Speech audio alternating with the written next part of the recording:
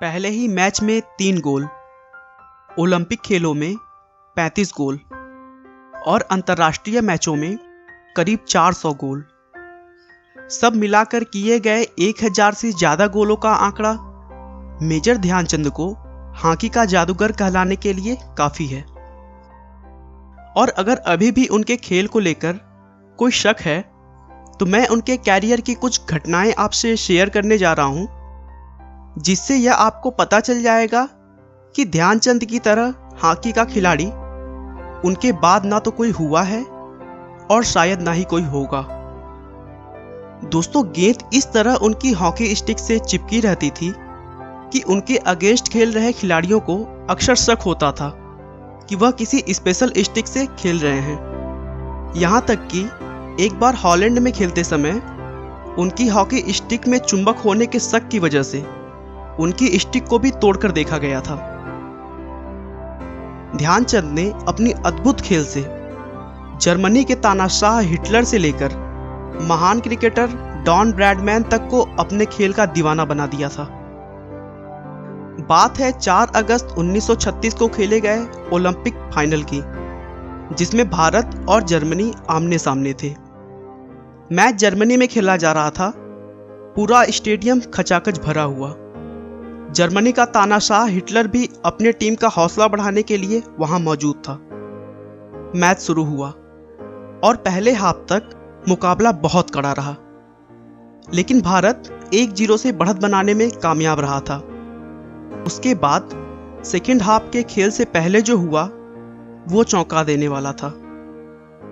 लोग कहते हैं कि जर्मनी के विशेषज्ञों ने पिच को जरूरत से ज्यादा गीला करवा दिया ताकि सस्ते जूते पहने हुए भारतीय टीम को दौड़ने और गोल करने में प्रॉब्लम हो और वो मैच हार जाएं। लेकिन गीली पिच को देखकर मेजर ध्यानचंद ने अपने जूते निकाल फेंके, जिससे वह अच्छी तरह दौड़ सकते थे। उसके बाद वो और उनकी टीम ने एक के बाद एक कुल 7 और गोल दागे और मुकाबला अपने नाम कर लिया। अपनी टीम की शर्मनाक हार से बौखलाकर तानाशाह हिटलर खेल के बीच में ही मैदान छोड़कर चले गए।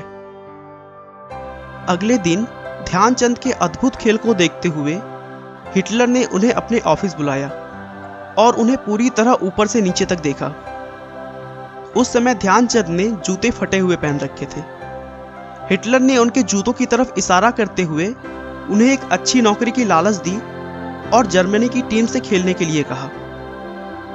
लेकिन इस भारत के सच्चे देशभक्त ने हमेशा भारत के लिए खेलना ही सबसे बड़ा गौरव समझा और जर्मनी के उस जिद्दी तानाशाह हिटलर को तुरंत मना करके वापस आ गए। भारत के अलावा भी दुनिया के बहुत सारे दिग्गजों ने ध्यानचंद की प्रतिभा का लोहा माना है। क्रिकेट के महानायक सर डॉन ब्रैडमैन ने ध्यानचंद के सम्मान में कहा कि वह क्रिकेट के रनों की भांति गोल बनाते हैं। दोस्तों, मुझे उम्मीद है कि अब आप भी जान गए होंगे कि ध्यानचंद को हॉकी का जादूगर क्यों कहा जाता है। चलिए अब शुरू से ध्यानचंद के बारे में जानते हैं। ध्यानचंद का जन्म 29 अगस्त 1905 को प्रयाग उत्तर प्रदेश में हुआ था, जिसे अब इलाहाबाद के नाम से जाना जाता है। उनके पिता सेना में सिपाही थे। बचपन में ध्यानचंद को हॉकी के खेल में कोई खास रुचि नहीं थी। हाँ, लेकिन उन्हें रेसलिंग पसंद था। उन्होंने पास के ही एक साधारण से स्कूल से अपनी पढ़ाई की और उसके बाद 1922 में 16 साल की उम्र तक सेना में भर्ती हो गए। सेना में भर्ती होने के बाद उनका इंटरेस्ट हॉकी में बढ़ने लगा और उनके साथ के मेजर तिवारी ने उन्हें हॉकी खेलने के लिए प्रेरित किया। धीरे धीरे उनमें हॉकी का जैसे जुनून सा हो गया और वो अपनी ड्यूटी के बाद चांदनी रातों में भी हॉकी की प्रैक्टिस करने लगे।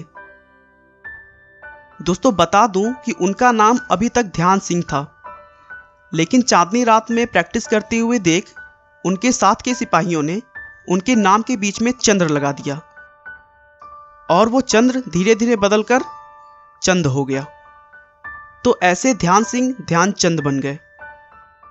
उन्होंने अपने जुनून और प्रैक्टिस के बल पर अपने आप को हॉकी का सबसे बड़ा खिलाड़ी बना लिया और सेना की तरफ से खेलते हुए अपना बेस्ट परफॉर्मेंस देते गए। जिससे सेना में उनकी लगातार प्रमोशन होती रही और वे एक सिपाही से मेजर बन गए। 1926 में उन्हें अंतर्राष्ट्रीय मैचों में उतारा गया, जहां उन्होंने न्यूजीलैंड के खिलाफ अपना डेब्यू मैच खेला था।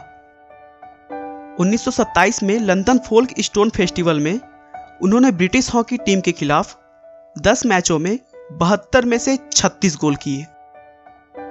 1928 में नीदरलैंड के समर ओलंपिक में खेलते हुए उन्होंने 3 में से 2 गोल दागे।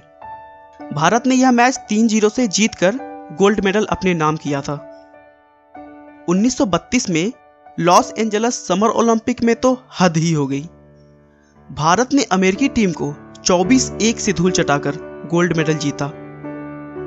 इस साल ध्यानचंद ने 338 में से 133 गोल अकेले मारा था।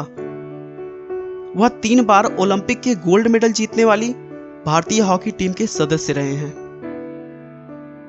1948 तक 42 साल की उम्र तक उन्होंने अंतर्राष्ट्रीय मैचों में अपना योगदान दिया और फिर वह रिटायर हो गए।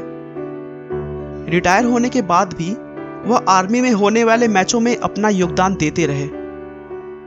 मेजर ध्यान सिंह को वर्ष 1956 में भारत के तीसरे सबसे बड़े नागरिक सम्मान पद्म विभूषण से सम्मानित किया गया। ध्यानचंद ने भारतीय हॉकी को एक नया पहचान दिया और पूरी दुनिया में ऐसी छाप छोड़ी कि वह शायद अब किसी और खिलाड़ी के लिए पॉसिबल नहीं होगा।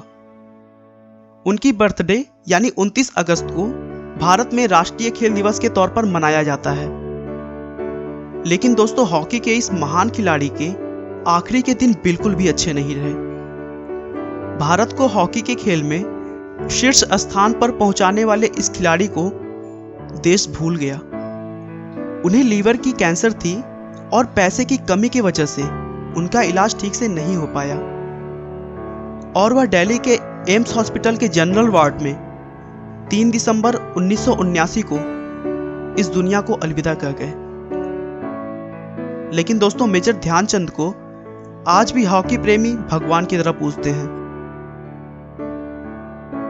आपका बहुमूल्य समय देने के लिए बहुत बहुत धन्यवाद। इस वीडियो को लाइक करके आप हमारा मनोबल बढ़ा सकते हैं। मैं हर रोज एक नई इंस्पिरेशनल और मोटिवेशनल वीडियो के साथ आता हूं।